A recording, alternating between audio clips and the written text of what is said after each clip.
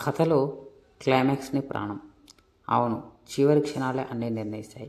ఒక సినిమా మొదటి గంట ఎంత బాగున్నా చివరి క్షణాలు విఫలమైతే సినిమా మొత్తం విఫలం అవుతుంది. అందుకే హాలీవుడ్‌లో ఒక మాట ఉంది. సినిమా అనేది దాని చివరి 20 నిమిషాల గురించి. అంటే సినిమా ప్రపంచంలో నిలబడాలంటే సినిమా చివరి భాగం అత్యంత తృప్తికరంగా ఉండాలి.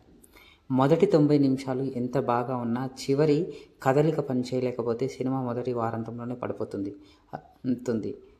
రచయిత ఒక 2 విషయాలు చెప్తాడు. ఒక సినిమా మొదటంతా నవ్వులు పూయించింది, కానీ క్లైమాక్స్ ఫ్లాట్ అయింది, అది ఫెయిల్ అయింది.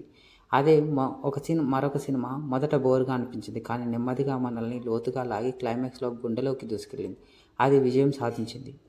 8 గంటలకు బోర్ అయిన ప్రేక్షకులు 10 గంటలకు ఉత్సాహంగా బయటకొచ్చారు. కారణం సెకండ్ హాఫ్ క్లైమాక్స్ బాగుండడం.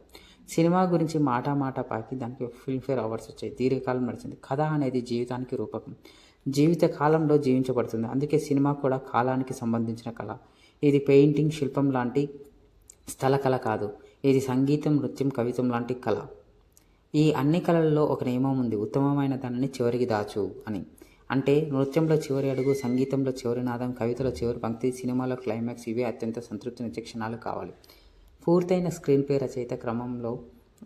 రచయిత శ్రమలో ఈ కేవలం చిన్న భాగమే. స్క్రీన్ ప్లే పూర్తి చేయడం చిన్న భాగమే, కానీ అసలు శ్రమంతా లోతైన పాత్రను రూపొందించడం, సంఘటనలను అమర్చడం, వాటిని ఒకటిగా ముడిపెట్టడం, ఇవన్నీ చేయడంలోనే ఉంటుంది. డైలాగులు, వర్ణనలు మిగిలిన శ్రమ మాత్రమే.